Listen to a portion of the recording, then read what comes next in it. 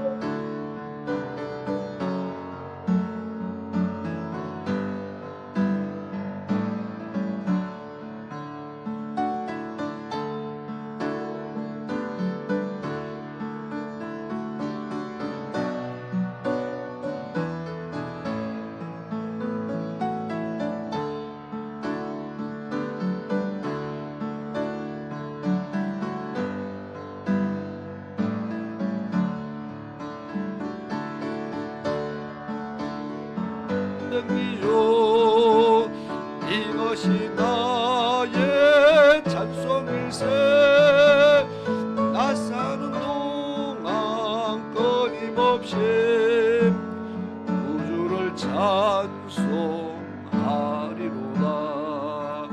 주 안의 기쁨 누림으로 마음의 풍랑이 잔잔하니 세상과 나는 강고등고 구속한 중함 보리로다 이것이 나의 찬송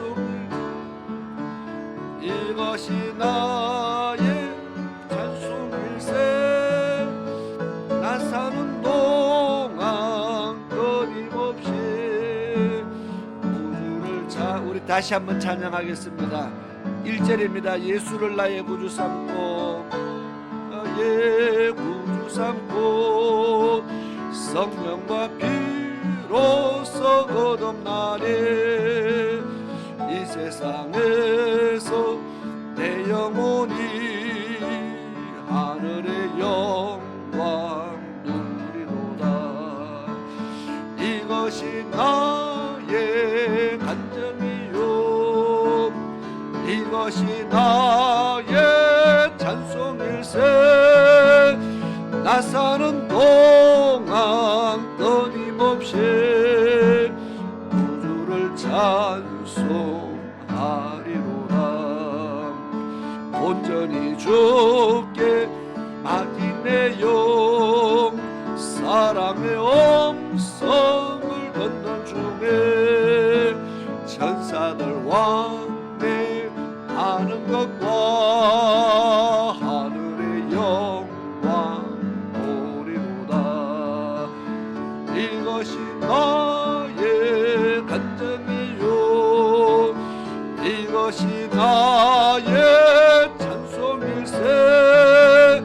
나 사는 동안 끊임없이 구주를 찬송하리로다.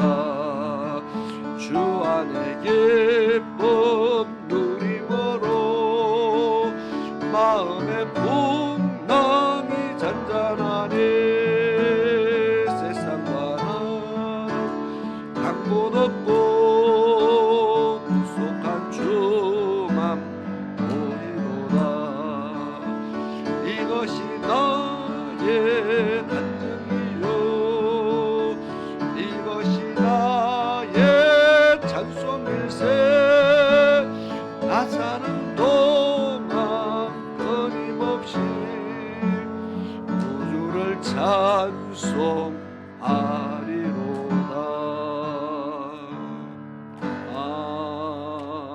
아멘.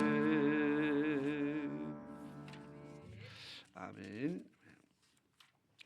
찬송가 324장입니다. 예수 나를 오라 하네. 324장 찬양을 드리겠습니다.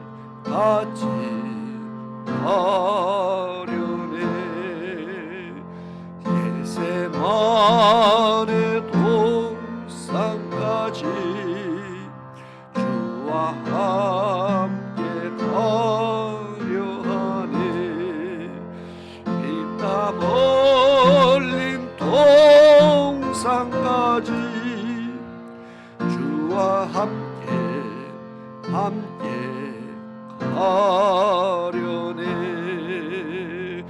주의 인도하심 따라 주의 인도하심 따라 어디든지 주를 따라 주와 같이 가려네. 심판하실 자리까지 주와 함께 하려 하네. 심판하실 자리까지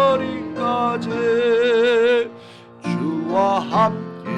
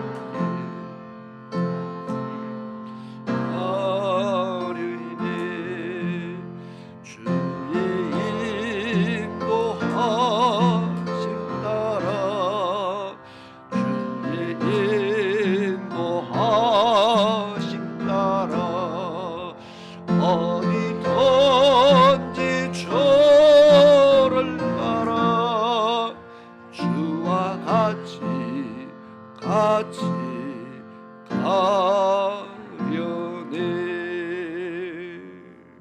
아멘. 우리 찬송가 369장입니다.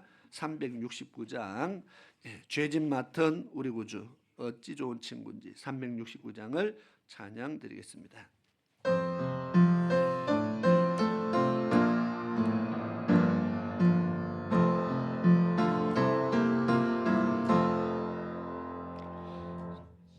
죄짐 맡은 우리 구주 어찌 좋은 친구인지 걱정 근심 무거운 짐 우리 주께 맡기세. 주께 고함 없는 고로 복을 얻지 못하네. 사람들이 어찌하여 아랠 줄을 모를까. 시험 걱정 모든 괴로움 없는 사람 누군가. 부질없이 낙심 말고 기도 드려 아뢰세. 이런 진실하신 친구 찾아볼 수 있을까. 우리 약함하시오니 어찌하니 아랠까. 근심 걱정 무거운 짐 아니 진짜 누군가. 비난처럼 우리 예수 주께 기도드리세. 세상 친구 멸시하고 너를 조롱하여도 예수 품에 안기어서. 우리 1절부터 다시 한번 찬양 드리고 예배를 시작하도록 하겠습니다. 죄짐 맡은 우리 구주 어찌 좋은 친구인지 걱정 근심 무거운 짐 우리 주께 맡기세. 주께 고함 없는 고로 복을 받지 못하네. 사람들이 어찌하여 아랠 줄을 모를까. 시험 걱정 모든 괴로움 없는 사람 누군가. 부질없이 낙심 말고 기도 드려 아뢰세. 이런 진실하신 친구 찾아볼 수 있을까. 우리 약함하시오니 어찌하니 아랠까. 근심 걱정 무거운 짐 아니 진짜 누군가. 비난처럼 우리 예수 주께 기도드리세. 세상 친구 멸시하고 너를 조롱하여도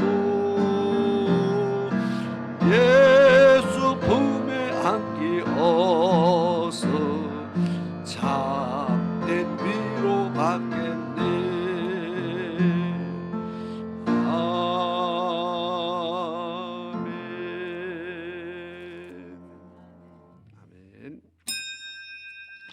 다 같이 자리에서 일어나셔서 하나님 앞에 경건한 마음으로 예배를 드리도록 하겠습니다.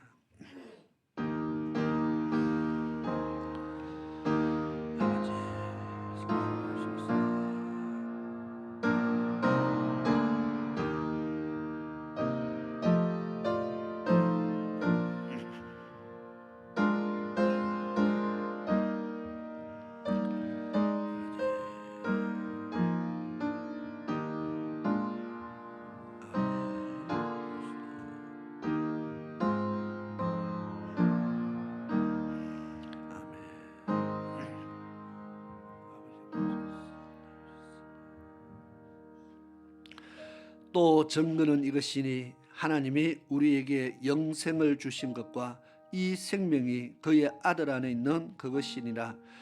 아들이 있는 자에게는 생명이 있고 하나님의 아들이 없는 자에게는 생명이 없느니라.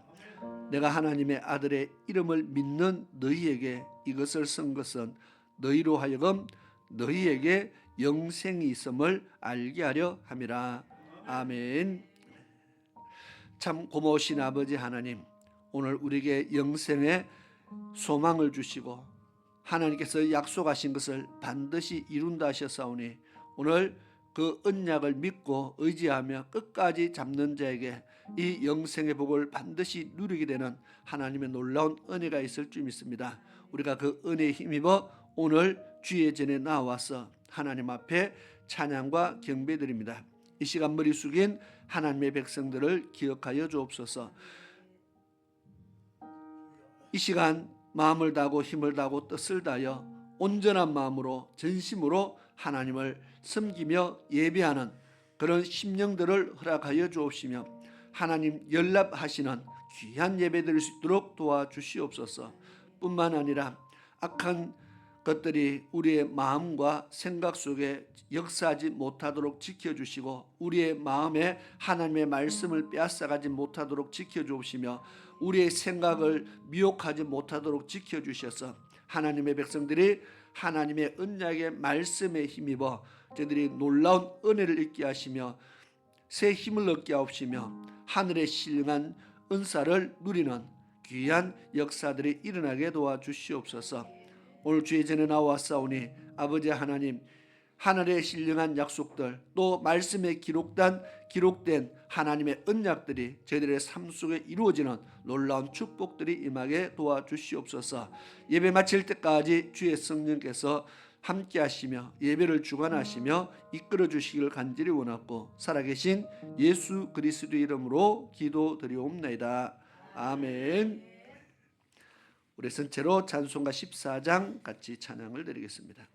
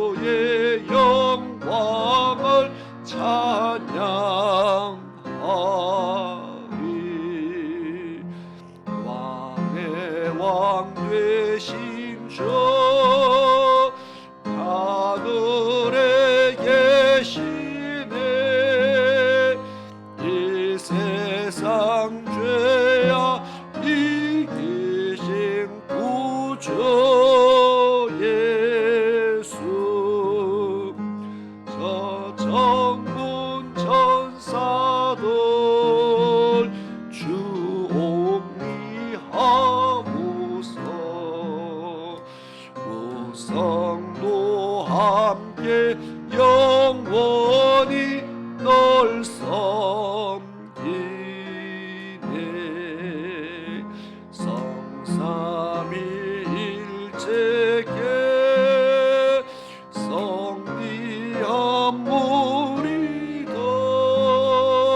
다 기쁜 소리 높여서 감사드려.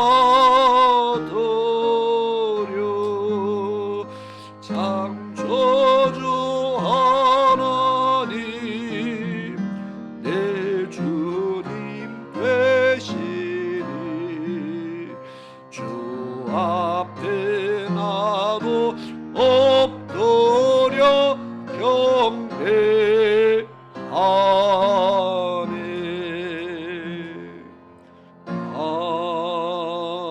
아멘. 아멘. 우리 교동문 20번입니다. 찬송가 뒤편에 있는 교동문 20번 시편 33편의 말씀을 교독하도록 하겠습니다.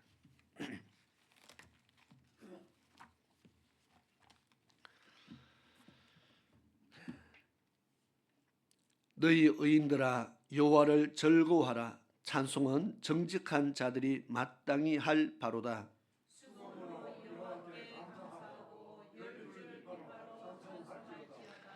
새 노래로 그를 노래하며 즐거운 소리로 아름답게 연주할지어다.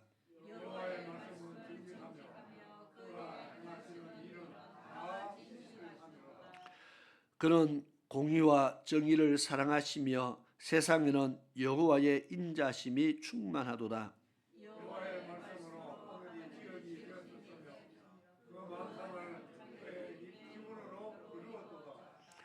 그가 바닷물을 모아 무더기같이 쌓으시며 깊은 물을 곳간에 두시도다. 온 땅은 여호와를 두려워하며 세상의 모든 거민들은 그를 경외할지어다. 아멘. 우리 자리에 앉으셔서 찬송가 298장 찬양 드리고 예배를 위해서 김봉우 장로님 기도를 인도해 주시겠습니다.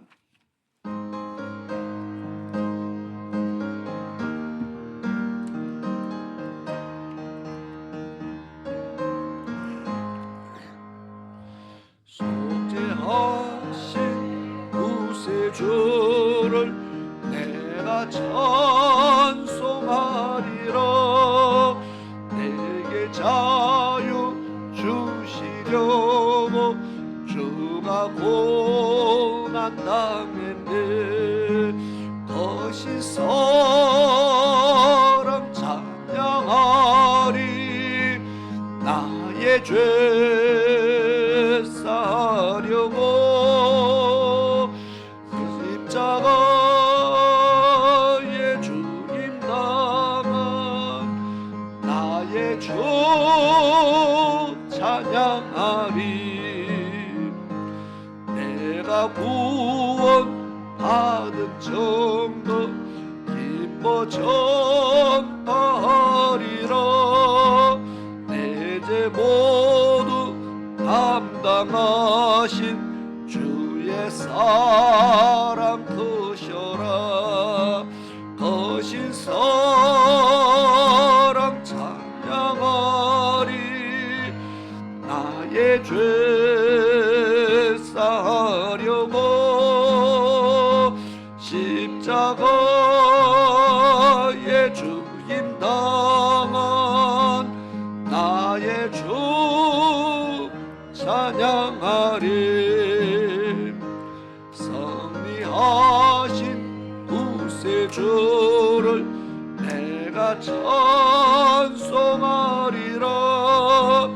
죄와 죽음 지옥 권세 주가 모두 이겼네. 거신 사랑 찬양하리. 나의 죄 사려고 십자가에 죽임 당한 나의 주 찬양하리. 찬양하리.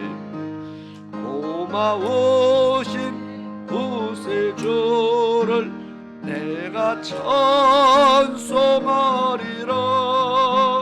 죽음에서 생명으로 나를 인도하셨네. 거신 사랑 찬양하리.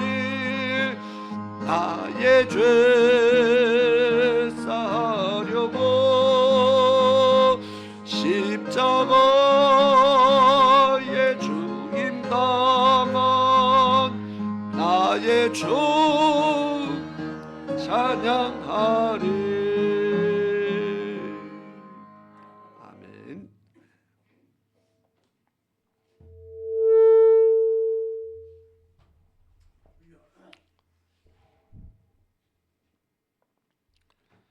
주여. 할렐루야. 사랑의 하나님 감사합니다. 아버지. 주님 복 주신 이 귀한 날에 사랑하는 주의 백성들을 주의 전으로 인도하시고 생명 주신 우리 주님을 마음껏 예배할 수 있는 은혜를 허락하심을 감사드립니다. 아버지. 주님, 우리가 살아온 지난 하루하루가 또 지난 한 주가 주님의 특별한 은혜였음을 이 시간 고백하며 주님께 영광 돌립니다. 아멘. 주님, 이 자리에 주님이 사랑하는 자들 또 주님을 사랑하는 자들이 주의 이름으로 모여 기록된 말씀대로 예배드리기를 원합니다. 이곳에 주님 친히 좌정하여 주셔서 주여. 이곳에 모인 한 사람 한 사람을 만나주시고 아버지. 우리의 영혼들을 어루만지시고 깨워주시며 하늘의 신령한 복으로 가득 채워주시기를 간절히 바라고 원합니다. 아멘. 또한 성령님 역사하셔서 우리의 마음을 붙잡아 주시고 어둠의 영으로부터 지켜주시고 우리 주님만 바라보는 귀하고 복된 시간 되게 하여 주시옵소서. 아버지. 특별히 우리 새생명교회를 사랑하신 주님 감사드립니다. 이곳에 주님의 보혈의 능력으로 하나님의 교회를 허락하심을 또한 감사드립니다. 그리고 새로운 영혼들을 보내주셔서 함께 하늘나라를 바라보며 동행하게 하심을 더욱 감사드립니다. 우리 교회가 늘 주님 주신 사명 잊지 않게 하시고 기도하며 생명 살리는 교회 될 수 있도록 주님 인도하여 주시옵소서. 아버지. 또한 우리의 자녀들이 믿음 안에서 하루하루 살아가게 하심을 감사드립니다. 특별히 하나님의 축복 속에서 믿음의 가정을 이룬 우리 사한 청년을 주님 기억하시고 언제나 말씀 안에서 믿음의 선한 사역을 담당하는 귀한 가정 되게 하시고 주님의 인도하심을 따라 늘 주와 동행하는 믿음의 가정 될 수 있도록 주님 늘 인도하여 주시옵소서. 아멘. 또 우리에게 주님의 말씀만을 선포하는 주의 종을 허락하심을 감사드립니다. 아버지. 이 시간에도 주의 종의 입술에 여호와의 말씀을 허락하시고 그 말씀이 능력이 되고 생명되게 하여 주시옵소서. 아버지. 우리의 마음속에 잘 박힌 못이 되어 우리의 삶을 주장하게 하시고 이제는 땅의 것을 바라보지 않고 아버지. 오직 하늘나라만 바라보는 믿음의 용사들이 다 될 수 있도록 주님 인도하여 주시옵소서. 아멘. 특별히 또 내일부터 성지순례가 있습니다.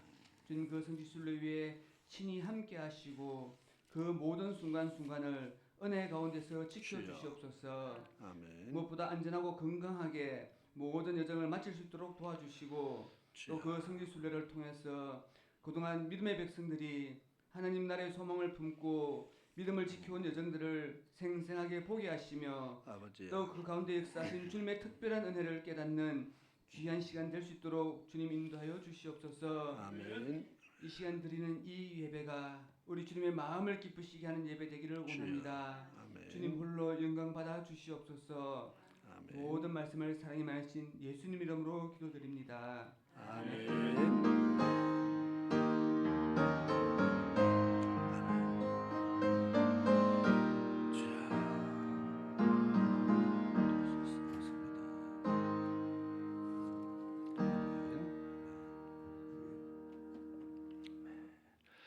감사합니다. 이 시간에는 하나님의 말씀을 보시겠습니다. 로마서 1장 13절에서 17절까지의 말씀을 제가 봉독해 드리겠습니다.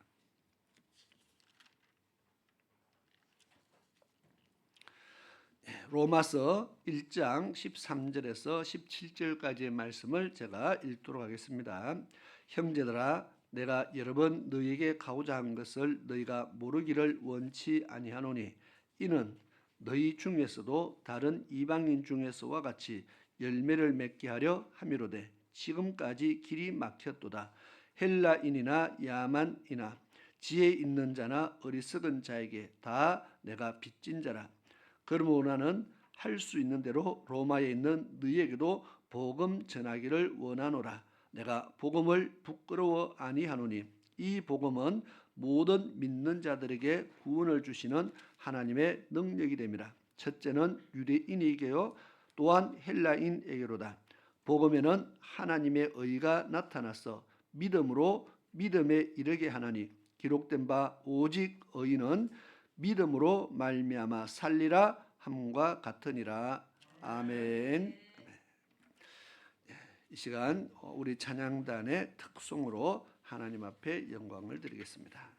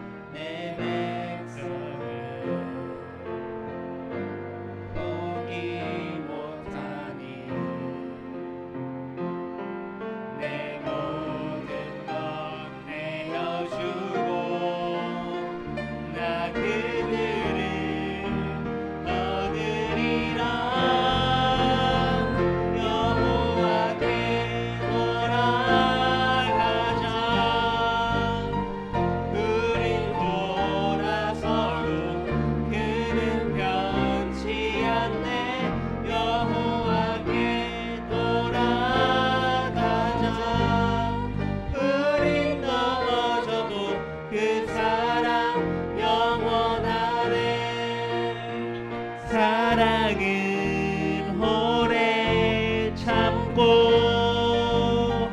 자신을 내어주네.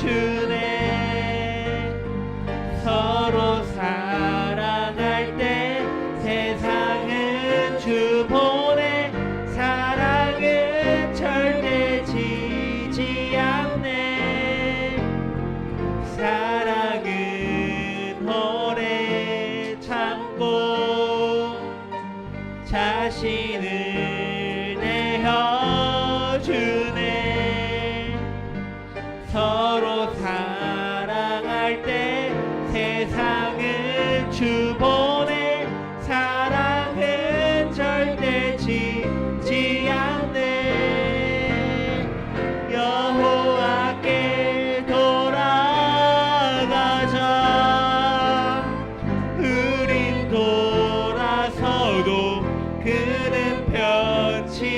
않네. 여호와께 돌아가자.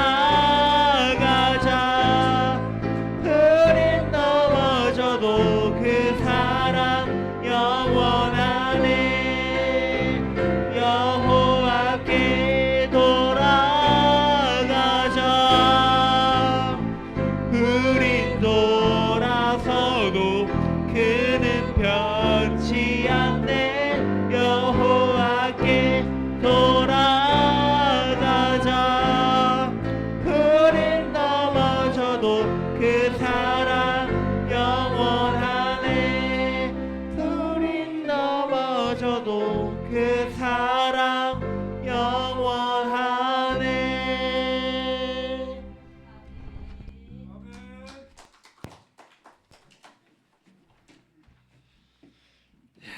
감사합니다. 우리 기도드리겠습니다. 참 좋으신 아버지 하나님 감사합니다.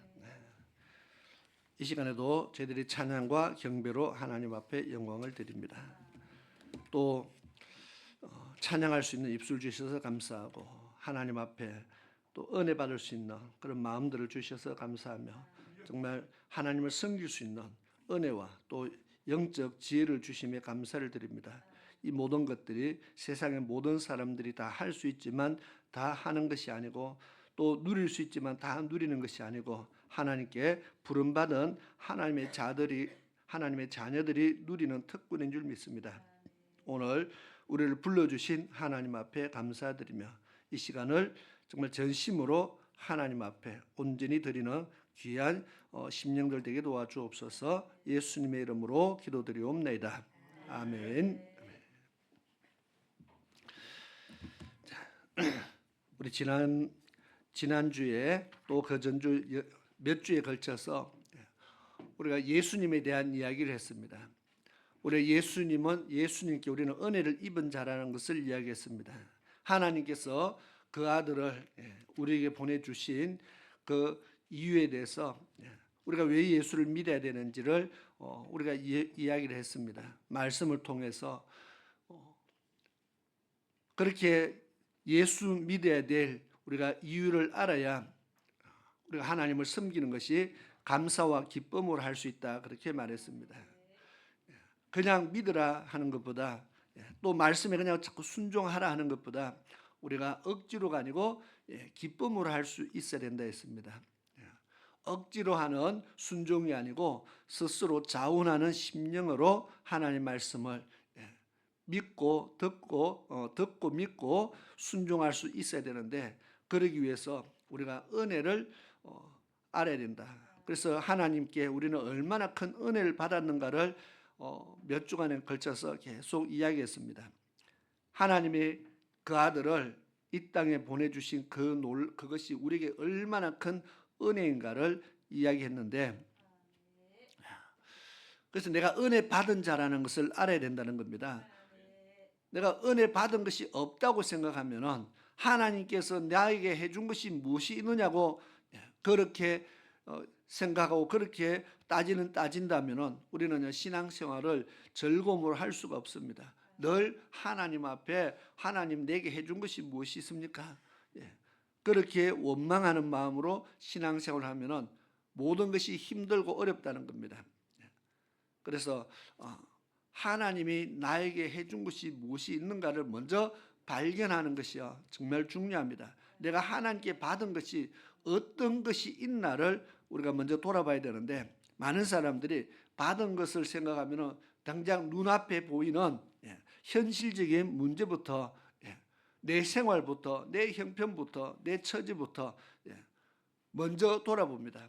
그래서 내 돌아보니까 변한 것도 없고 내가 예수 믿었는데 내가 받은 게 뭐 형편이 더 좋아진 것도 없고 우리 가정이 더 좋아진 것도 없고 내가 뭐 더 달라진 것도 없고 예수 믿었는데 그대로다 받은 것이 없다고 그렇게 생각할 때에 우리가 회의가 들기 시작하면서 하나님 내가 예수 믿었는데 하나님이 내게 해주는 것도 없는데 정말 하나님이 살아계시느냐부터 물음표가 오기 시작합니다.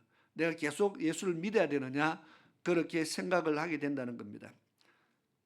그래서 의심이 들기 시작하면서 믿음은 점점 밑으로 떨어지게 됩니다.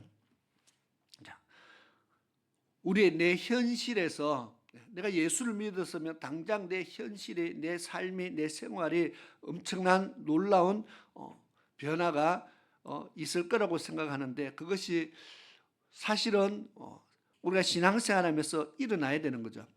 그렇지만 우리가 뭐 예수 믿었는데 아무것도 별 게 없네라고 생각한다면 우리가 다시 한번 생각하면서 내가 하나님께 받은 것이 무엇인가를, 우리는 육적인 복이 있습니다. 그리고 영적인 복이 있습니다. 그런데 하나님은 육적인 복을 먼저 주고 그 다음에 영적인 복을 주시는가 하면은 그렇지 않다는 겁니다. 요한 3서 2절에 뭐라고 기록이 되어 있습니까? 너무 어려운 것을 물었죠. 요한 3서 2절에 보면은 사랑하는 자여 내 영혼이 잘됨 같이 그랬습니다. 너의 영혼이 잘되고 그 다음 범사가 잘되기를 원한다. 우리는 하나님과의 관계가 먼저 잘돼야 된다. 이것이 영적인 문제입니다. 내 영혼이 잘돼야 된다. 내 영혼이 살아야 된다. 내 영혼이 잘되고 그 다음에는요 범사가 잘되는 그러한 축복을 누리기를 원한다고 지금 말씀했어요. 그러면 예수를 믿고 나서 제일 먼저 일어난 변화가 내 영혼의 변화라는 겁니다. 내 환경의 변화가 아니고 내 영혼의 변화. 그게 무엇입니까? 내가 하나님의 자녀 됐다는 겁니다. 내가 하나님 아들 됐다는 이 영적 신분이 지금 변화된 겁니다. 그런데 이것을 깨닫는 자와 깨닫지 못하는 자의 차이가 어마어마합니다. 왜냐하면 눈에 보이지 않는 것이기 때문에 이거는 눈으로 보고 확인할 수 없잖아요. 저 사람이 하나님의 아들이 됐는지 안 됐는지, 예수를 믿든지 안 믿든지 눈으로 보고 알 수 없잖아요. 그 마음, 이거는 영적인 부분입니다. 저 사람 행동하는 거 보니까 예수 안 믿는 것 같은데, 그런데 예수 믿는 사람이 있습니다. 물론 예수 믿는 사람으로서는 거기에 합당한 행동이 나와야 되겠지만, 그러나 예수 안 믿어도요 엄청나게 선하게 착하게 법 없이 살고 평생을 남을 위해서 헌신하며 살아가는 사람도 많이 있다는 겁니다. 그런 사람 보면 저 사람 예수 믿는가? 우리가 그렇게 생각할 수는 없잖아요. 영적인 변화가 먼저 내 안에서 이루어진다는 겁니다. 내가 하나님의 자녀가 되는 것, 그것은 내가 느끼는 겁니다. 내 영혼이 느끼는 겁니다. 그러면 이것을 내가 예수 믿고 나면 내가 이제 하나님의 자녀 되었다, 내 마음속에 스스로 믿어지기 시작하면은 그때부터 영적인 변화가 일어나죠. 제일 먼저 하나님에 대해서요, 하나님을 사랑하는 마음이 생기게 되는 겁니다. 내가 하나님 믿기 전에는 하나님을 사랑한다는 게 이해가 안 되죠. 왜? 눈에 보이지도 않는 하나님을 어떻게 사랑합니까? 그래서 예수님도 눈에 보이지 않는 하나님을 사랑한다고 애쓰는 것보다 내 눈에 보이는 육신의 부모부터 먼저 사랑하라. 눈에 보이는 형제부터 먼저 사랑해봐라. 무슨 말입니까? 그러면 하나님은 사랑은 뒤라는 말이 아니고 유대인들에게 하는 말입니다. 이미 유대인들은 다 하나님을 믿었던 사람들입니다. 하나님을 믿는다 하면서 행동으로 사랑이 나타나지 않으니까 예수님이 하시는 말씀인데, 이 말씀을 왜 하느냐 하면은 눈에 보이는 것을 사랑하는 게 쉽습니까? 보이지 않는 것을 사랑하는 것이 쉽습니까? 당연히 보이는 것을 사랑하는 것이 쉽잖아요. 그러니까 남자와 여자가 만나면 쉽게 사랑에 빠지는 겁니다. 그러나 하나님에 대해서 사랑에 빠진다, 이게요 쉽지 않습니다. 눈에 보이지 않는 하나님을 사랑하라는 게 쉽지 않습니다. 그런데 하나님을 믿게 되면은, 내가 예수님을 모시게 되면, 예수님을 내 마음에 모셔드리고 내가 하나님을 믿겠다고 고백하고 믿음이 내 안에 들어오면은 저절로 일어나는 일이 하나님에 대해서 사랑하는 마음이 생깁니다. 하나님이 어느 날 흰 옷을 입고 나타난 적도 없고 어느 날 하나님께서 내 음성으로 야 내가 너를 사랑한다 말씀한 적도 없고 내가 하나님을 믿습니다 고백하고 하나님 기도하고 내가 하나님 사랑합니다 노래도 부르고 찬양도 하고 고백해도 하나님께서 나타나셔가지고 야 나도 너를 사랑한다 이 한마디 해주면은 얼마나 좋겠습니까? 야 정말 하나님이 진짜 나타나시가 나를 사랑한다 해줬다. 그런데 내가 백날 부르고 고백하고 외쳐도 하나님은 나타나지도 않으시고 나타나서 뭐 사랑한다 한마디 해주지도 않으시고 하나님은 응답 묵묵부답이십니다. 그런데도 하나님을 사랑하는 마음이 내 안에 생긴다는 겁니다. 그것이 정말 알 수 없는 것이죠. 알 수 없는 영적 비밀이라는 겁니다. 하나님이 내게 찾아온 적도 없는데 말씀하신 적도 없는데 내 안에서 하나님이 계신 것이 믿어지고 하나님에 대해서 사랑하는 마음이 생기고 그런 다음 하나님을 섬겨야겠다는 마음이 생긴다는 겁니다. 그래서 내가 교회에 찾아가게 되고 하나님 앞에 기도하게 되고 기도를 잘해서 하는 게 아니고 그냥 나도 모르게 하나님 앞에 기도하고 싶어지고 이것이요 하나님을 사랑하는 마음입니다. 마치 사람이 사람을 사랑하면은 자꾸 만나고 싶고 헤어지면 또 만나고 싶고 자꾸 말하고 싶고 무엇인가 자꾸 주고 싶고 달라 하지 않는데도 뭔가 줄 거 없나 자꾸 찾고 사랑하면은 생기는 현상들입니다. 반대로 사랑이 식어지면 이런 마음들이 없어지죠. 뭐 자꾸 달라 할까봐 겁나고 오라 할까봐 겁나고 이러면 이제 사랑이 식어진 겁니다. 근데 신기하게도 하나님에 대한 사랑도 참 비슷하거든요. 하나님에 대한 사랑도 참 비슷해요. 하나님에 대한 사랑이 식어지면 똑같은 현상들이 일어납니다. 음성을 듣지 않아도 하나님을 사랑하는 마음이 우리 안에 불같이 일어나는 것, 이것이 예수님이 내 안에 들어오신 증거라는 겁니다. 내가 하나님의 자녀 되었다는 증거입니다. 그래서 내 안에 하나님을 사랑하는 마음이 내 안에 생기면은 하나님의 자녀 되었다는 증거입니다. 이것은 눈으로 보이지 않지만 내가 느낄 수 있는 겁니다.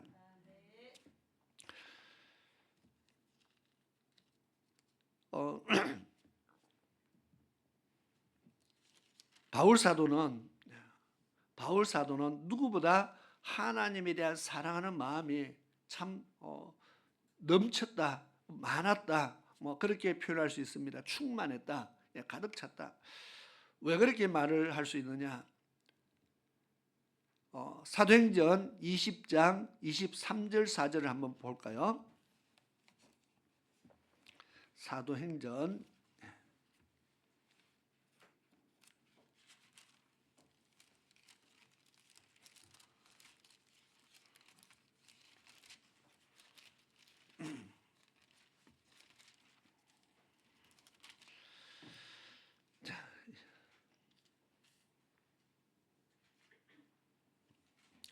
20장 23절 24절을 우리 한번 읽어볼까요? 같이 시작.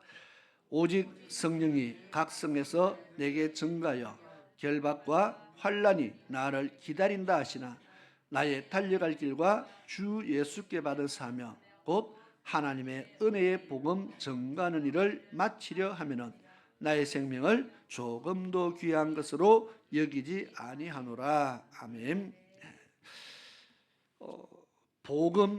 하나님의 은혜의 복음을 증가하는 그 일을 위해서 내가 내 생명도 귀하게 여기지 않겠다고 그렇게 말합니다. 내 생명과 하나님의 복음 전하는 일, 이 두 개를 두었을 때 나는 내 생명보다 하나님의 복음 전하는 일을 먼저 하겠다 그 말입니다. 그게 내 목숨이 달렸어도 그러하느냐? 내 목숨도 아까워하지 않고 나는 복음을 전하는 일을 하겠다고 지금 고백한 겁니다.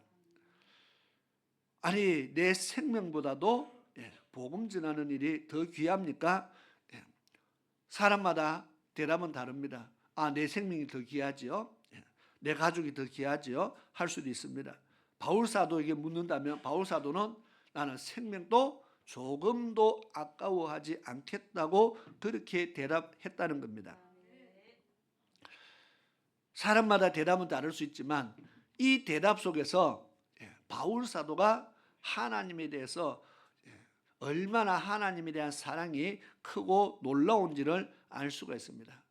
하나님의 복음을 전한다. 이 말은 하나님이 이 일을 하라 하셨기 때문에 하나님이 나로 하여금 이 일을 하라 했다는 겁니다. 그래서 오늘 제가 말씀은 복음의 빚진 자, 그렇게 말씀의 제목을 적었습니다. 그리고 오늘 복음에 대해서 말씀을 하려고 로마서 1장의 본문을 읽었습니다. 로마서 1장 1절에 보면은 예수 그리스도의 종 바울은 사도로 부르심을 받아 하나님의 복음을 위하여 택정함을 입었나니 그랬습니다. 하나님께서 나를 사도로 부르셨는데 나를 사도로 불러서 나에게 하라고 하신 명령이 무엇이냐? 너는 나의 복음을 전하라고 하나님이 나를 불러주셨다 지금 고백하는 겁니다. 실제로 다메섹 가는 길에서 갑자기 하늘에서 강한 빛이 비추면서 그때는 바울이 사울일 때죠. 이름이 바뀌기 전입니다. 사울일 때에 예수 믿는 사람을 잡으러 갈 때에 예수 믿는 사람을 핍박할 때에 잡아서 감옥에 가두는 그 일을 할 때에 어느 날 예수 믿는 사람을 잡으러 가는 그 길에 예수님을 만나게 됩니다. 하늘에 강한 빛이 비치면서 말을 타고 가다가 말에서 떨어졌습니다. 눈을 뜰 수 없을 만큼 엄청나게 강한 빛이 비쳤습니다. 놀라서 묻습니다. 주여 누구십니까? 하니까 음성이 들렸어요. 나는 네가 핍박하는 예수다. 예수님의 음성을 들었습니다. 그리고 지금까지는 네가 나를 핍박하며 예수 믿는 사람을 잡아서 감옥에 가두는 이 일을 했지만 앞으로 너는 나를 위해서 여러 나라에 다니면서 나의 복음을 증거하는 사람이 되어야 된다. 그 음성을 듣는 겁니다. 그래서 바울 사도가 하나님이 나를 사랑해서 나를 불렀었는데 나에게 주신 사명이 바로 복음을 전하는 일이다. 그 복음 전하라고 하나님이 나를 택해서 불러주셨다는 이 사명이 그의 마음속에 지금 가득 채워졌습니다. 그리고 그 일을 하기 위해서 자기의 생명을 바칩니다. 정말 생명까지 바쳤을까? 정말 자기 생명보다 바울 사도는 정말 자기 생명보다 복음을 위해서 더 힘썼을까? 바울 사도의 삶을 보면 알 수가 있죠.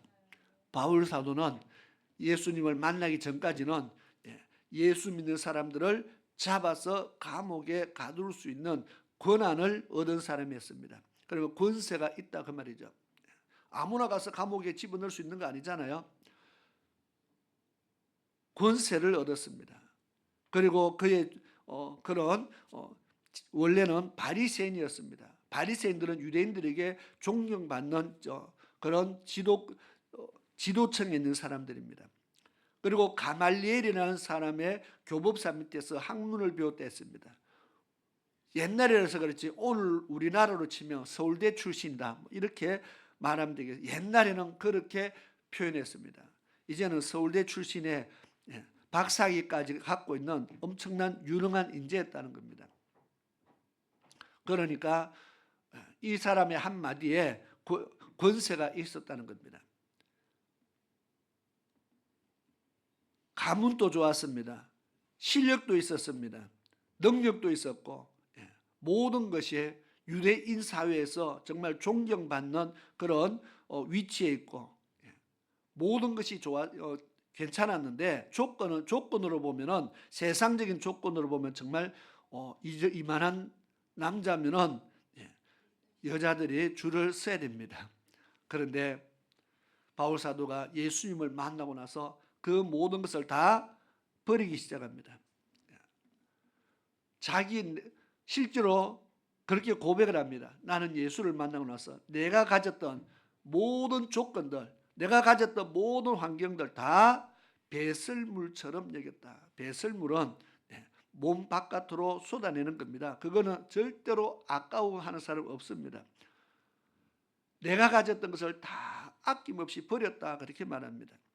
그러면 진짜로 버렸는가? 그 다음부터 그의 삶을 보면은 죽을 때까지, 순교당할 때까지 오직 복음만 전하다가 순교당하는 모습을 보게 됩니다.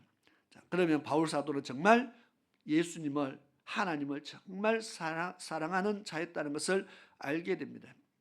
왜 그렇게 살았을까? 우리도 예수님을 믿고 바울 사도도 예수님을 믿고 똑같은 예수님을 믿는데 누구는 정말 그를 주를 위해서요 자기 목숨을 내어놓고 살아간다는 겁니다.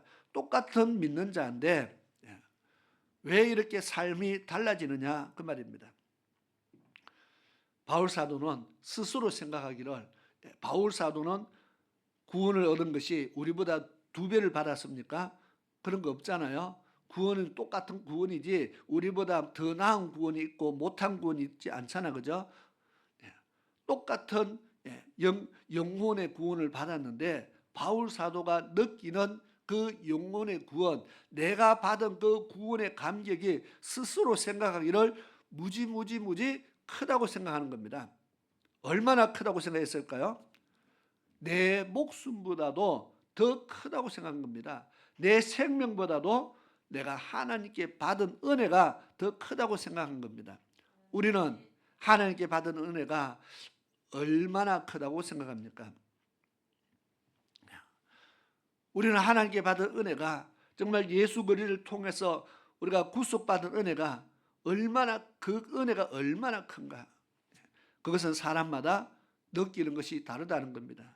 그러니까 바울 사도 같이 자기 생명을 바쳐서 하나님을 사랑하는 사람도 있고 그렇지 못한 사람도 있잖아요. 저도 마찬가지로 이 말씀을 보면서 정말 바울 사도가 하나님 사랑하는 그 사랑의 크기가 어마어마한데 저는 참 적다, 너무 부족하다 그런 생각을 하면서 이 말씀을 보게 됩니다. 똑같은 구원인데 구원의 크기가 다른 것은 아닌데 똑같은 구원을 가지고 스스로 느끼는 그 구원의 감격이 다르다는 것을 지금 이야기하는 겁니다. 그래서 바울 사도가 이런 고백을 합니다. 내가 다른 사람보다 내가 더 은혜를 많이 받고 내가 다른 사람보다 더 구원의 감격이 크게 느끼는 것은 내가 구원받기 전에 내가 세상에 있을 때 참 죄인 중에 내가 괴수였다. 괴수라는 말은 내가 죄인 중에 내가 최고 대장이었다 그 말이잖아, 그죠? 내가 죄를 정말 제일 많이 짓는 사람이었다. 내가 다시 말해서 내가 지옥 가면 최고의 형벌을 받아야 될 사람이다 그 말입니다. 내가 죄인 중에서도 최고의 죄인이었던 나를 하나님이 나를 사랑해서 구속해 주었으니까, 구원해 주었으니까 그 감격이 클 수밖에 없다고 고백하는 겁니다. 내가 예수 안 만났으면 어떻게 됐을까? 내가 예수님 나를 불러주지 않았으면 내가 어떻게 됐을까? 생각했을 때에 정말 예수 안 만났으면, 내가 예수 안 믿었으면, 예수님이 나를 불러서 정말 사도로 나를 세워주지 않았으면 내가 어떻게 됐을까? 지금 뭐하고 있을까요? 지금 또 예수 믿는 사람 핍박하고 잡아서 가두어드리고 스데반이 집사가 돌에 맞아 죽을 때 바울이 그 현장에 있었다 그랬습니다. 그 스데반이 돌에 맞아 죽는 모습을 보고도 마땅히 죽을 자라 생각했다는 겁니다. 저는 예수 믿기 때문에 이 사회에 혼란을 주는 자이기 때문에 저 사람은 죽음 마땅하다 생각했던 사람입니다. 그랬던 사람이 어느 날 변화가 되었어요. 내가 예수를 위해서 목숨을 걸겠다고 사람이 변화된 겁니다. 이 놀라운 변화는 그가 하나님께 받은 은혜가 그렇게 크기 때문에 그렇게 살아간다고 고백을 하는 겁니다. 자, 좀 건너뛰어서 14절 로마서 1장 14절 보니까 이렇게 말합니다. 헬라인에게나 야만이나 지혜 있는 자나 어리석은 자에게 다 내가 빚진 자라. 빚을 졌다. 그렇게 말했습니다. 자, 빚을 지면 어떻게 해야 돼요? 갚아야 돼요. 빚을 지고 떼먹으면은 사회마다 시대마다 다르긴 하겠지만은 뭐 떼먹어도 괜찮은 사회도 있을 테지만 빚을 지고 떼먹으면 고소당하거나 피해를 입게 되고 감옥에 갇히게 되고 그렇습니다. 빚을 지고 그냥 아무런 감각 없이 살아가면은 이건 안 되는 거잖아요, 그죠? 지금 바울 사도가 나는 빚진 자라 그렇게 말합니다. 무슨 빚이냐? 근데 누구에게요? 대상이 헬라인. 그 당시 헬라인은 유대를 벗어나서 지금 터키, 그다음 뭐 그리스, 로마까지 헬레니즘 어떤 영향을 받고 있는 지금 바울 사도가 말하는 목표는 로마죠. 지금 로마 사람들에게 로마가 중심이었으니까 그 헬라인들에게나 그다음 그 사람들에서 벗어난 반대 바다 건너편에는 아프리카 사람들 보고요 야만인이라 그랬어요. 미개하다 뭐 이렇게 했는데 야만인이나 성경도 보면 나옵니다. 뭐 섬에 바울 사도가 전도를 갈 때 섬에 가면은 그 섬에 토인들이 살았다, 야만인들이 살았다. 뭐 그 오래 전이니까 그럴 수 있겠죠. 그렇게 불렀다는 겁니다. 실제로 야만인이라서가 아니라 헬라인들은요 자기들이 모든 것의 중심이다 보니까 자기들을 벗어나면은 그렇게 부르는 겁니다. 그리고 지혜 있는 자나 어리석은 자에게 다 내가 빚진 자다. 이 말은요 헬라인이나 야만이나 이 말은 모든 사람을 가리킵니다. 그 다음 지혜 있는 자나 어리석은 자나 이 말은 모든 사람을 가리킵니다.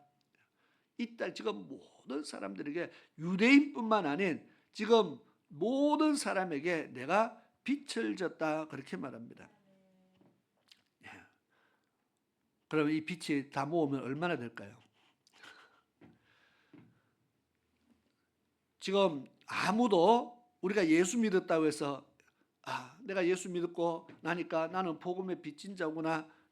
이 빚의 대상이 빚값의 대상이 이 땅의 모든 사람들에게 내가 다 빚을 졌구나 이래 생각하는 사람은 없다는 겁니다. 왜냐하면 그렇게 생각하는 사람은 바울처럼 빚값으로 다니겠죠. 정말 이렇게 생각하는 사람은 빚을 갚으러 다녀야 되겠죠. 모든 사람에게 빚을 졌는데 그냥 가만히 있으면은 문제가 있잖아요. 바울 사도는 지금 나는 모든 사람에게 빚을 졌다 그렇게 고백합니다. 누가 빚을 지었어요? 옆에 사람들은 바울 사도에게 빚 지었다고 아무 생각 안 하는데 자기 스스로 지금 생각하는 겁니다.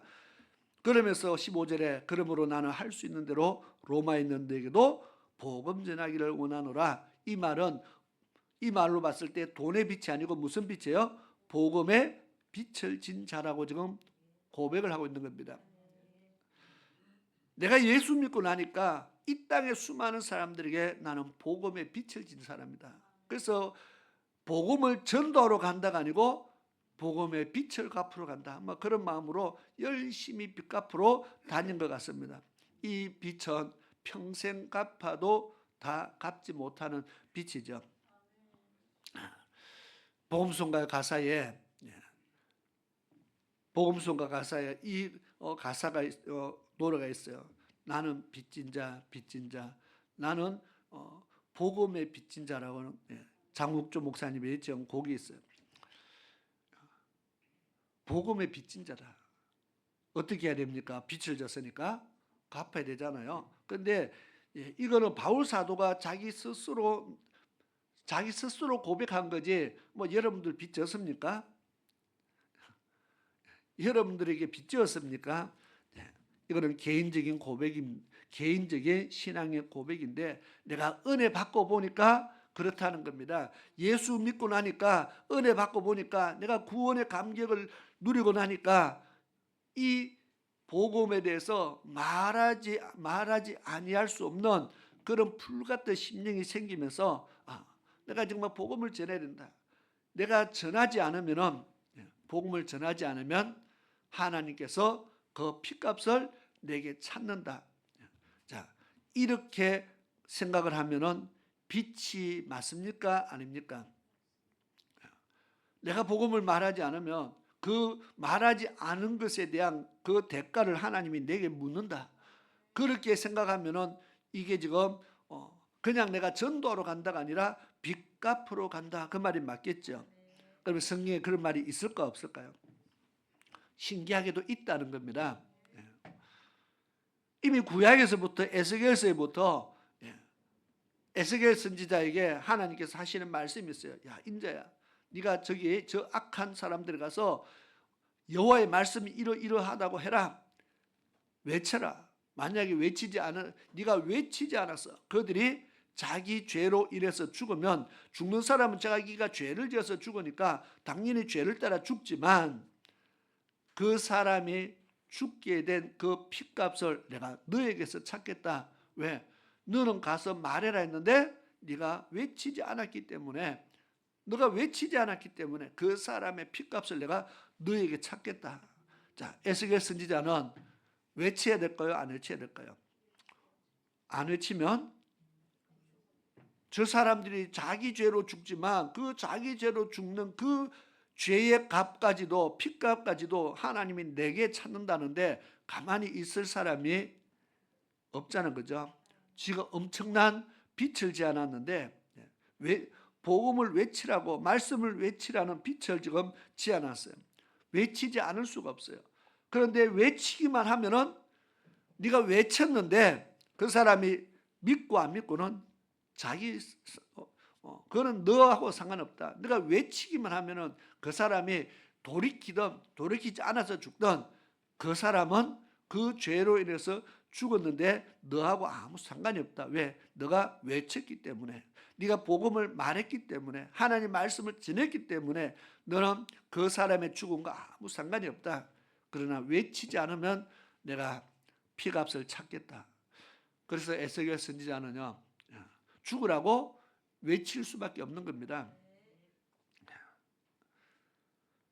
요나에게 하나님께서 니느웨에 가서 외쳐라 했습니다. 처음에는 싫었습니다. 그래서 도망갔습니다. 도망간 사람 요나를 하나님이 다시 불러다가 완전히 3일 동안 물고기 뱃속에 넣어가지고 엄청 기도시켜서 회개시켜서 다시 제자리 갖다 놓고 야 외쳐라 합니다. 그렇게 하는데 요나가 도망갈 수 있겠어요?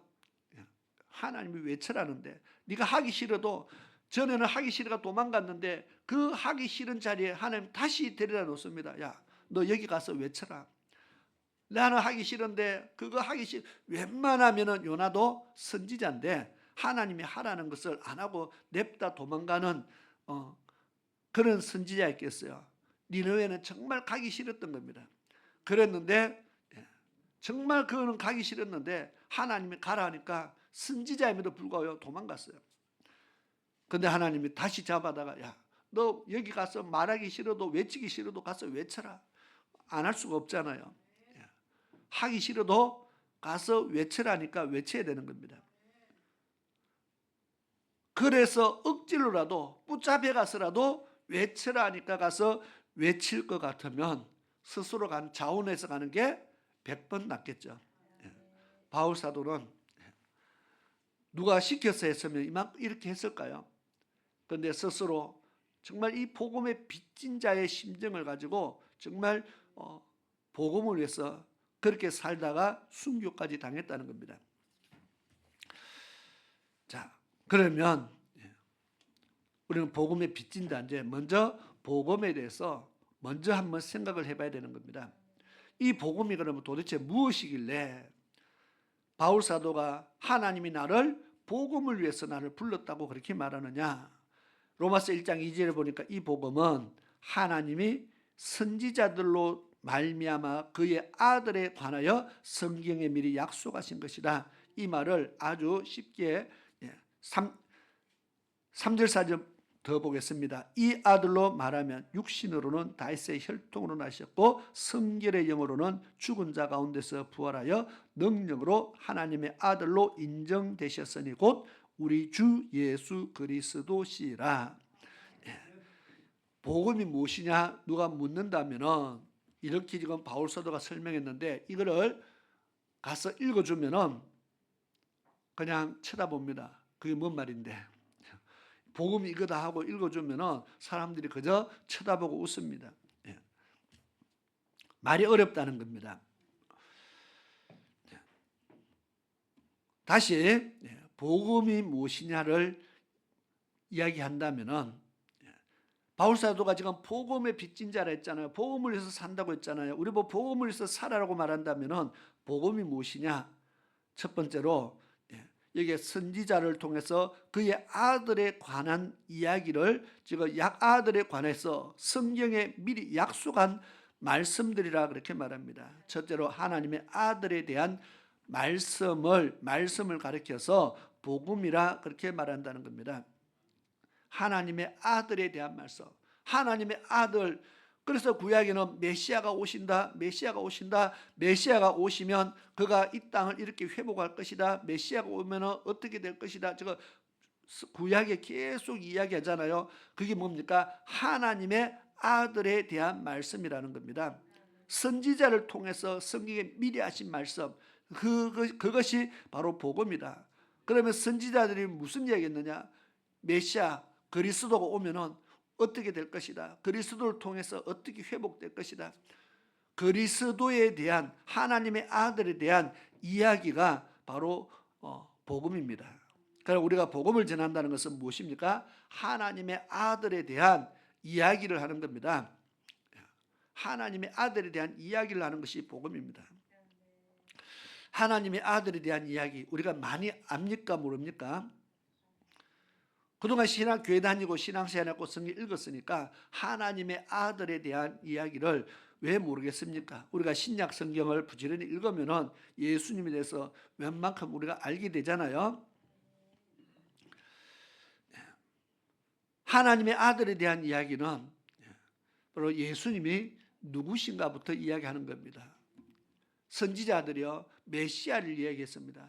그가 누군가? 예수님이 누군가? 우리가 예수님이 하나님의 아들이시죠. 그 예수님이 누군가부터 이야기하는 것이 복음입니다. 그 예수가 왜 이 땅에 오셨는가? 하나님의 아들이며 하늘에 계시지 이 땅에 왜 오셨는가? 예수님이 이 땅에 오신 이유를 말하는 것이 복음이라는 겁니다. 그분이 그럼 이 땅에 오셨으면 이 땅에 와서 무엇을 했는가?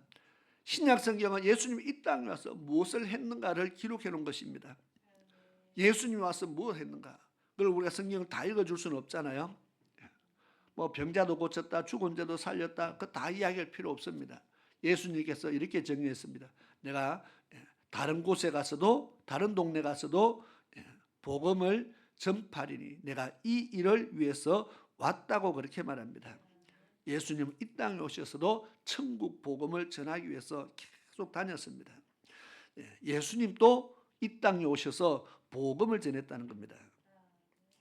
그러면 예수님이 마지막에 죽으셨습니다. 왜 죽으셨나를 말하는 것이 복음이라는 겁니다.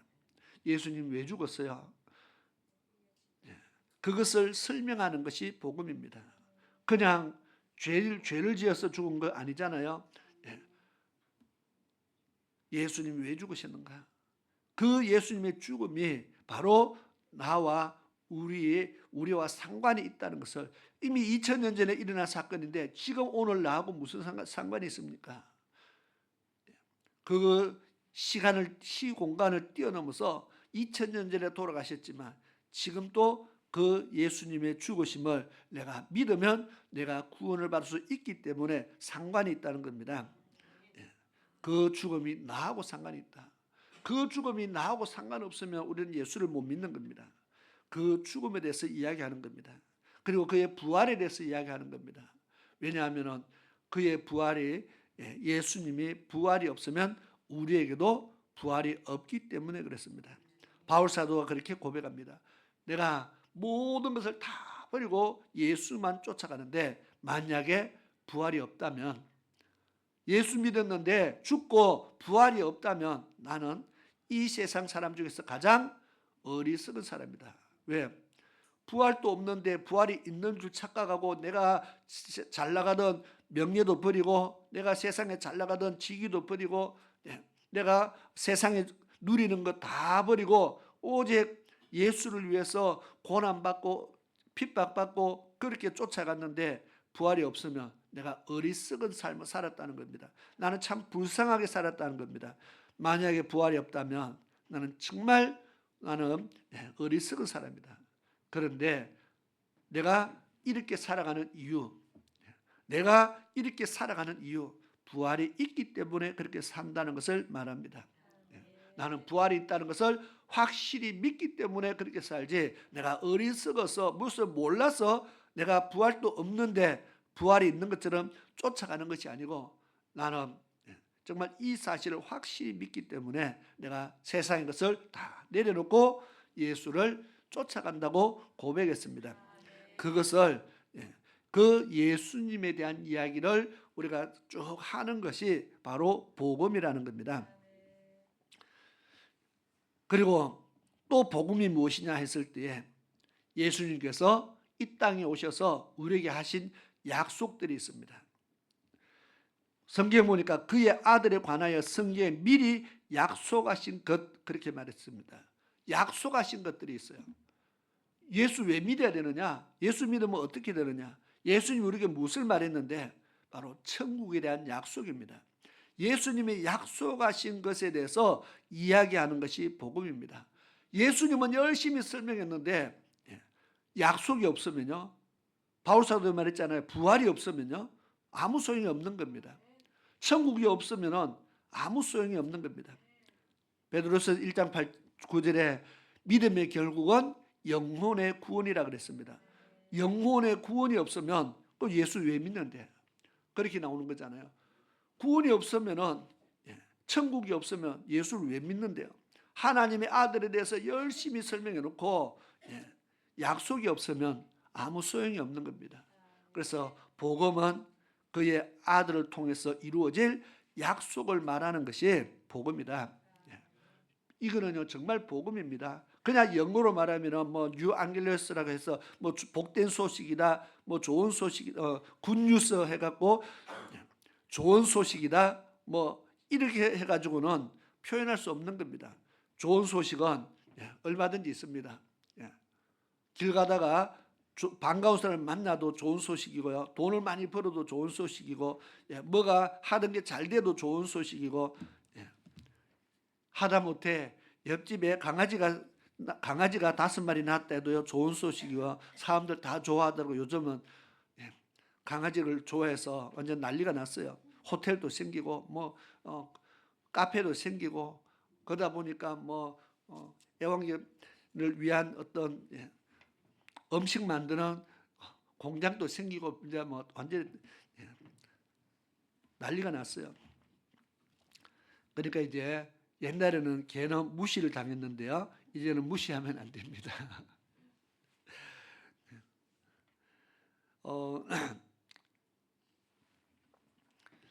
바울 사도가 정말 복음을 위해서요,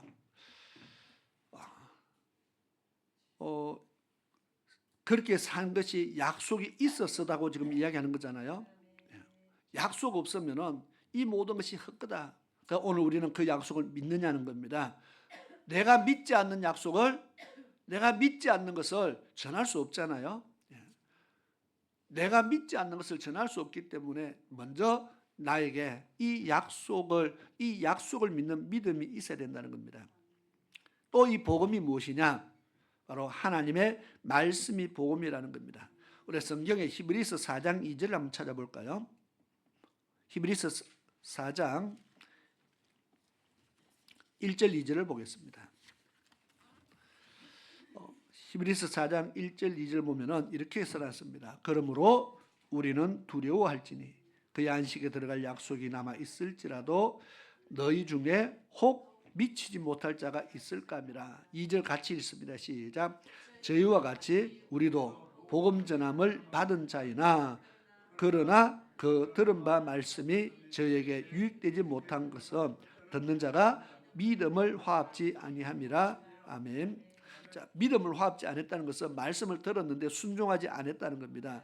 예, 그것이 믿음하고 삶하고 행위하고 하나가 되지 않았다는 겁니다. 합쳐지지 않았다. 예. 예수는 믿는다고 말하는데 행위는 믿음 없는 행위를 했다는 겁니다. 하나님의 말씀에 하나님은 믿는다고 하면서 하나님의 말씀에는 순종하지 않았다는 겁니다. 그래서 믿음으로 화합지 못했다. 이것은 저희에게 유익되지 못하다 그렇게 말했는데, 자 2절에 보니까 저희와 같이 우리도 복음 전함을 받았다. 저희는 바로 앞에를 쭉 읽어보면은 이스라엘 백성들이 광야에서 멸망받은 모세를 통해서 애굽에서 나온 사람들을 가르칩니다.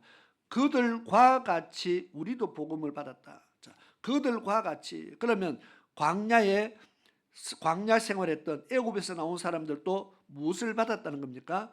복음을 받았다고 그렇게 말합니다. 그들도 복음을 받았고 우리도 복음을 받았다. 그러면 그들이 받은 복음이 무엇입니까? 했을 때 바로 모세를 통해서 하나님께서 시내산에서 준 계명, 율법, 하나님의 말씀이죠. 사도행전 7장 38절을 한번 보겠습니다. 사도행전 7장 38절. 시간이 많이 걸려서 앞뒤 다 읽지 않고 그냥 한 절만 딱 뽑습니다. 서대반 집사가 돌에 맞아 죽기 전에 한 말입니다. 설교를 합니다. 아브라함부터 시작해서 쫙 끄집어냅니다.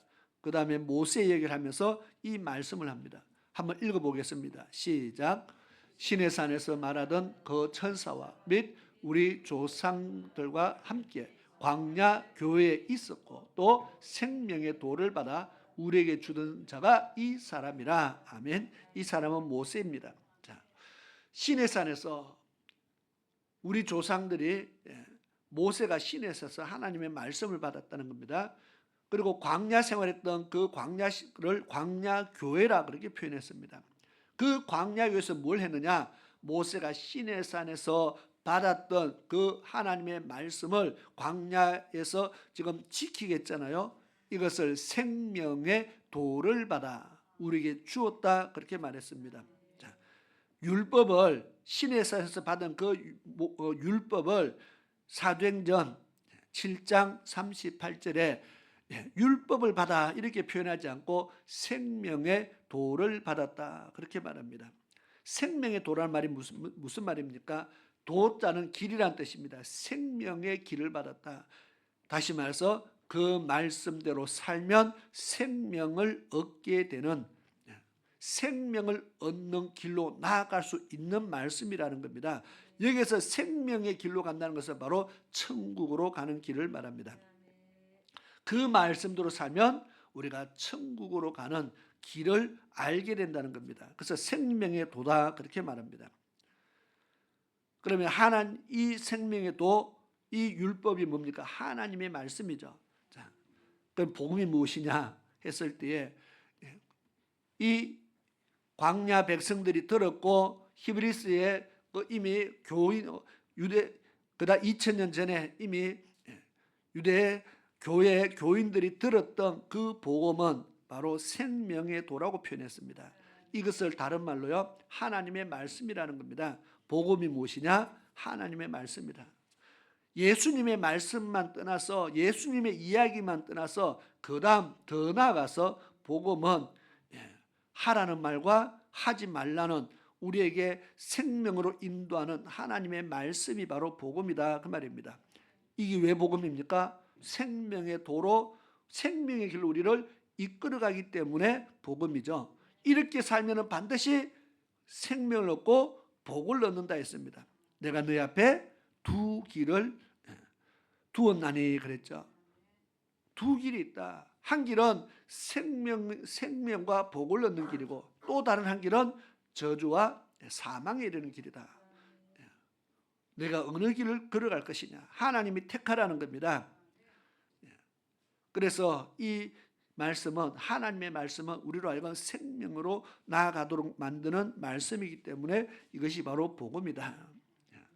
우리가 얼마나 하나님의 말씀이요 얼마나 귀한 줄 알아서 정말 이 말씀을 가지고 이제 전해야 되는데, 이 귀한 말씀을 전하기 위해서 바울 사도가 나는 복음의 빚진 자라 그랬습니다. 나만 예수에 대해서 알고, 예수에 대해서 나만 믿고, 하나님의 말씀을 나만 알고 나만 믿고 나만 생명 길로 간다가 아니고, 바울 사도는 이것을 알고 난 다음부터 어떻게 했다고요? 나만이 아니라 내 옆에 사람도, 내 이웃도, 여기 보면 헬라인들도 구원받아야 되고, 야만인들도 이 말씀을 전해야 되겠고, 지혜 있는 사람에게도 전해야 되겠고, 지혜 없는 어리석은 자에게도 전해야 되겠고, 다시 말해서 만나는 사람마다 이 말씀을, 이 복음을 전해야 되겠다는 불같은 사명을 가지고 살았다는 겁니다. 왜냐하면 이거 돈 드는 거 아니기 때문에, 천국 가는데 돈 얼마 내라 지금 그렇게 이야기하는 게 아니고요.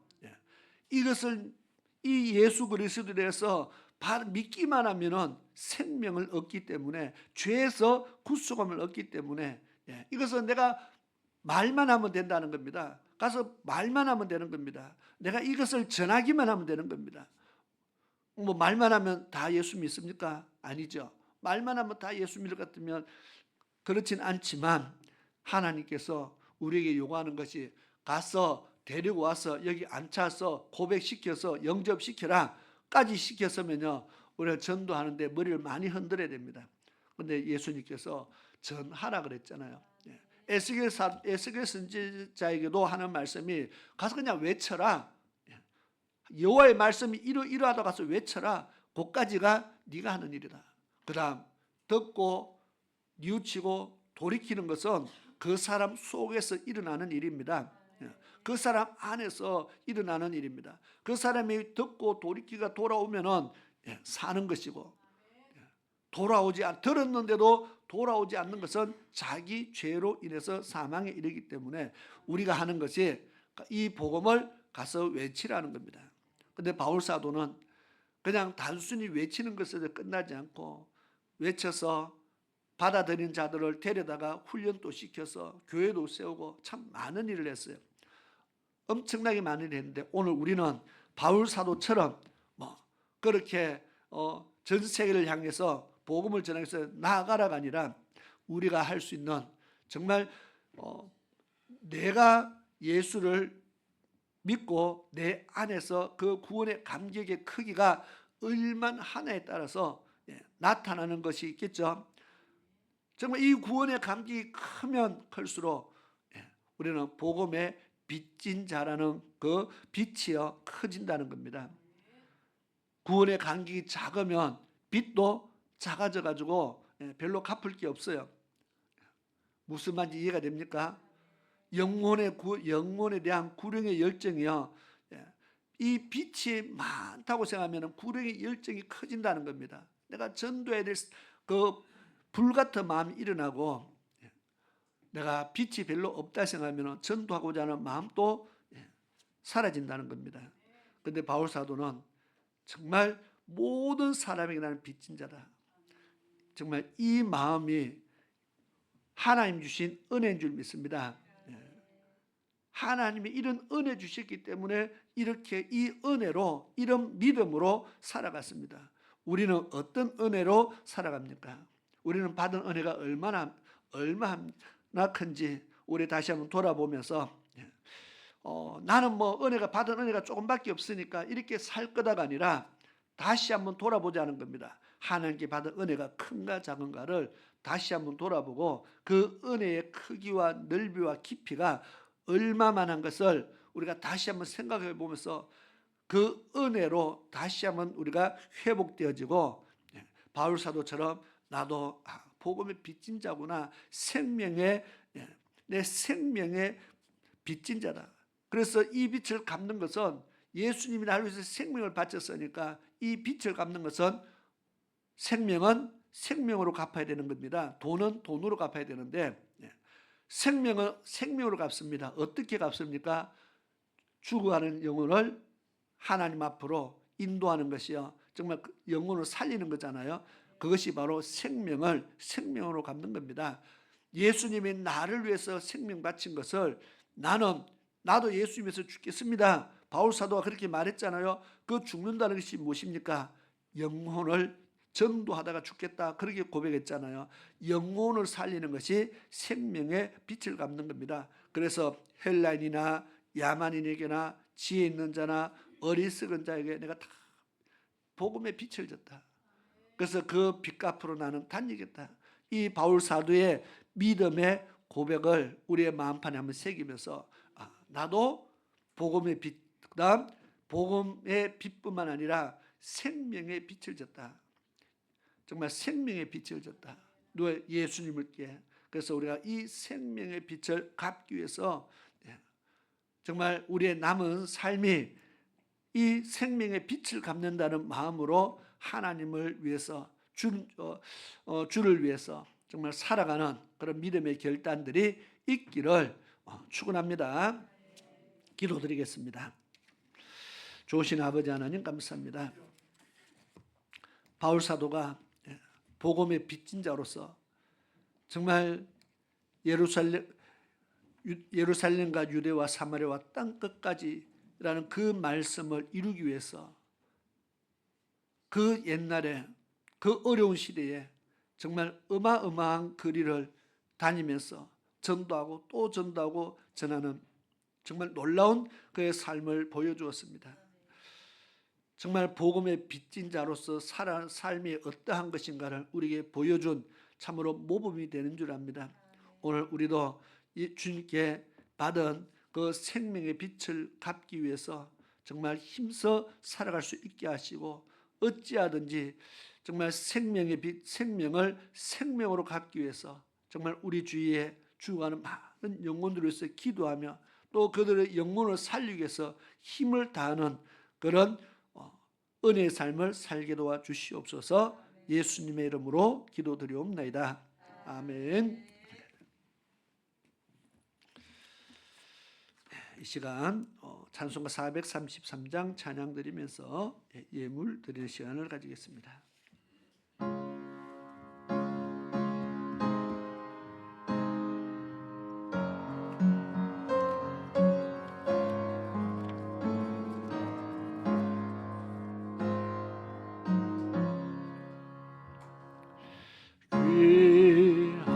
귀하신 주여 날 붙드사 주께로 날마다 더 가까이 저 하늘나라 나 올라가 구주의 품 안에 늘 안기어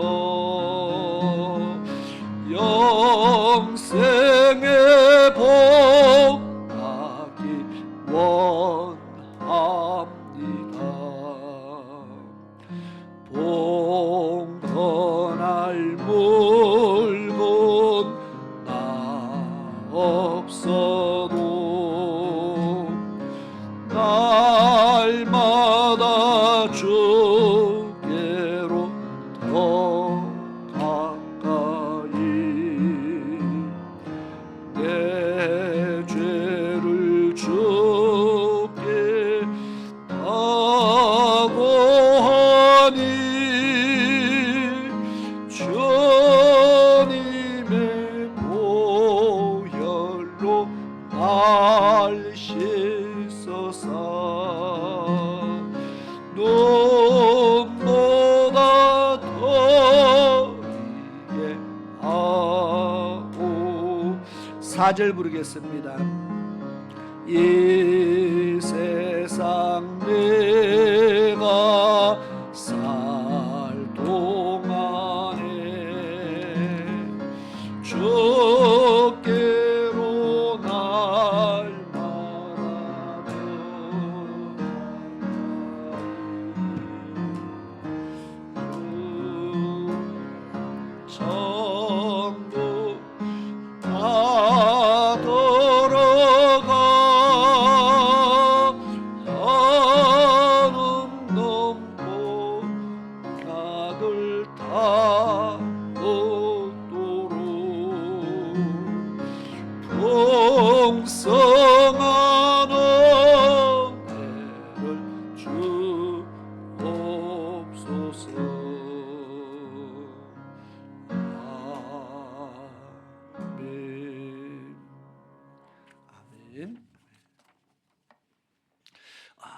기도는 축도할 때 같이 하도록 하겠습니다. 먼저 우리 교회 소식 보겠습니다. 우리 나라를 위해서요, 우리 정치적인 어떤 안정과 우리 자유 대한민국이 잘 유지가 될 수 있도록 위해서 계속 기도를 부탁을 드리고요. 지금도 계속 주말마다 광화문에서 정말 수많은 사람들이 모여서 집회를 하는데, 한쪽은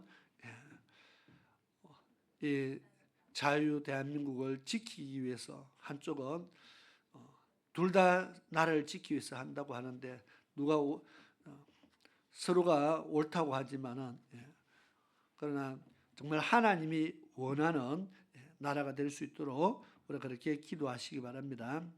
우리가 신앙의 자유를 얻을 수 있고 누릴 수 있는 그런 나라가 될 수 있도록 위해서 기도하시고요. 속히 이 정치적인 안정이 빨리 이루어져서 또 이 나라가 더 어려운 국면에 처하지 않도록 위해서도 기도해야 되겠습니다. 우리 사모하고 제가 이제 내일 새벽에 우리 대구 지방에서 주관하는 성지 순례로 인해서 동유럽 종교개혁지를 방문하게 되겠습니다. 월요일 출발해서 다음 주 토요일 날 대구에 도착을 합니다. 그래서 상당히 긴 여정 속에 저는 교회를 누가 들고 갈까 그거 걱정하지 않습니다. 무사히 돌아올까를 걱정을 해야 됩니다. 저 위해서 기도해 주시고요. 그다음 여기도 광고에 빠졌는데 4월 첫 번째 주일날 우리 남전도에 헌신 예배를 드리게 되겠습니다. 원래 3월 마지막 주 하려고 하다가 제가 성지순례 갔다 오고 나서 준비할 시간적인 여유도 필요가 해서 4월 첫 주에 헌신 예배를 드리고 4월 첫 주에 우리 남전도에서 또 남전도의 친교회도 가진다고 합니다. 우리 남전도에서 기도해 주시고요. 그럼 4월 세 번째 주일이 부활절입니다. 원래 2025년 부활주일은 4월 세 번째 주일이니까 4월 셋째 주일은 부활주일이라 그렇게 아시고 또 기억하시면서 믿음으로 준비하시면 되겠습니다. 또 우리 새가족, 우리 건병건 우리 형제님 중흥 3단지에서 거주하시는데 우리 앞으로 신앙생활 잘하고 하나님의 은혜를 풍성하게 받고 누구보다 하나님을 최고로 사랑하는 우리 믿음의 일꾼 되기 위해서 여러분 많이 기도해 주시기 바랍니다. 뿐만 아니라 또 우리 원래 또 새로 오신 모든 분들을 위해서 우리 새가족들을 위해서 늘 기도 1순위로 기도해 주시면 감사하겠습니다.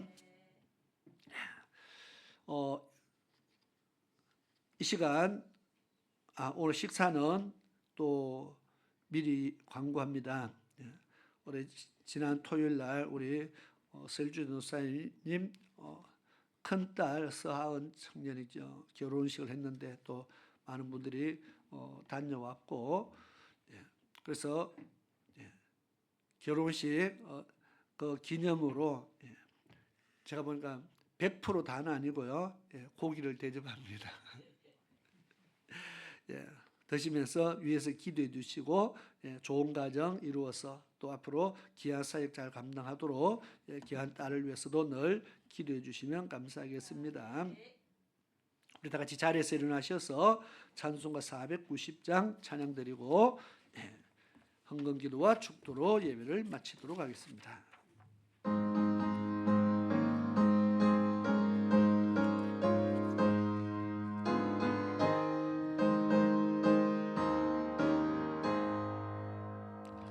주여 지난 밤 내 꿈에 배었으니 그 꿈 이루어 주옵소서.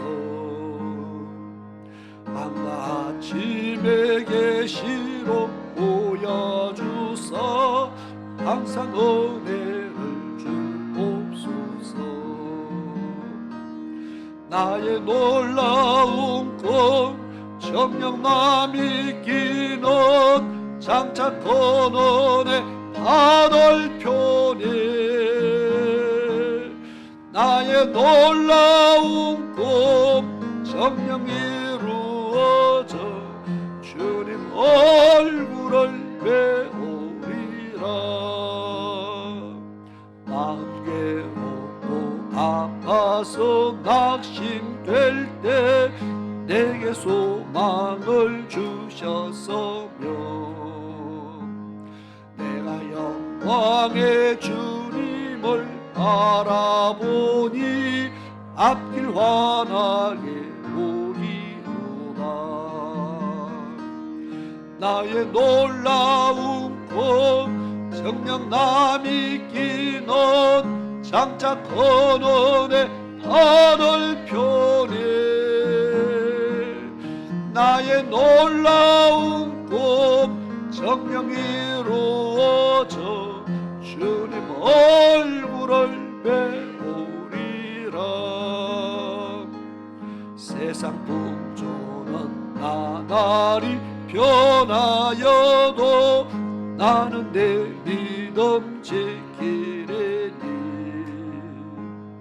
인생 살다가 죽음이 꿈 같으나 오직 내 꿈은 참되리라. 나의 놀라운 꿈 정녕 남이 끼는 장차 근원의 하늘편에 나의 놀라운 꿈 정녕 이루어져 주님 얼굴을 배우리라. 아멘. 기도드리겠습니다. 고마우신 아버지 하나님, 하나님 크신 은혜에 감사를 드립니다. 오늘 또 주님 앞에 귀한 믿음의 예물들을 드린 손길들을 기억하시며 저희들의 손에 하나님 범사 헤아려 각양 좋은 것을 채워주시고 저희들의 손으로 하는 모든 일들을 하나님께서 형통하도록 인도하여 주옵시며 저희들의 믿음으로 구하며 하나님 앞에 드리는 그 모든 예물들 아버지 하나님 받으시며 하나님의 나라의 양식을 삼으시고 하나님 나라에 정말 풍성하게 채워지게 하옵시며 저희들의 삶이 풍성해지고 저희들의 영혼이 풍성해지며 하늘에 신령하고 기름진 것들을 받아 누리는 그런 영적 축복자들이 다 될 수 있도록 도와주시옵소서. 하는 모든 범사가 잘되게 하시며 성도들의 가정에 하나님께서 지켜주셔서 정말 헛되이 세워나가는 것이 없게 하시며 정말 헛되이 허비되는 것이 없게 하시며 모든 것이 정말 하나님 안에서 정말 믿음 안에서 저희들이 하나님의 은혜 가운데 저희들이 살아가는데 부족함이 없도록 지켜주시기를 간절히 원합니다. 이 나라를 또한 지켜주시고 오늘 또 주신 말씀 만번에 새기며 정말 복음의 빚진 자로 생명의 빚진 자로 우리는 날마다 우리의 마음판에 이 사실을 새기며 살아가게 하시고 영혼 구령의 열정을 가지고 날마다 기도하며 살아갈 수 있도록 도와주시옵소서. 지금은 우리 주 예수 그리스도의 크신 은혜와 우리 아버지 하나님의 놀라우신 사랑하심과 성령 하나님의 위로하시며 보호하시며 감찰하시며 내주하시며 역사하심이 오늘 주의 전에 나와서 믿음으로 예배드리며 주의 말씀 받고 믿음의 결단 내리며 세상을 향해서 복음을 들고 나가기를 믿음의 결단 내리며 나아가는 사랑하는 모든 하나님의 백성들 머리 위와 저희들의 가정 위에 저희들의 삶 속에 지금으로부터 영원토록 함께 하시기를 축원하옵나이다. 아멘.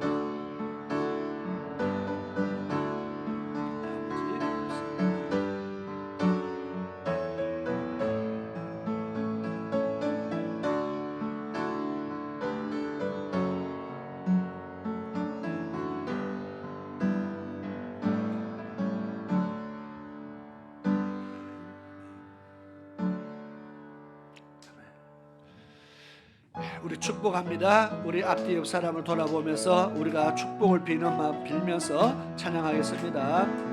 축복합니다. 주님의 이름으로 축복합니다. 주님의 사랑으로 축복합니다. 그러므로 축복합니다. 주님의 사랑으로 이곳에 모인 주의 거룩한 자녀에게 주님의 기쁨과 주님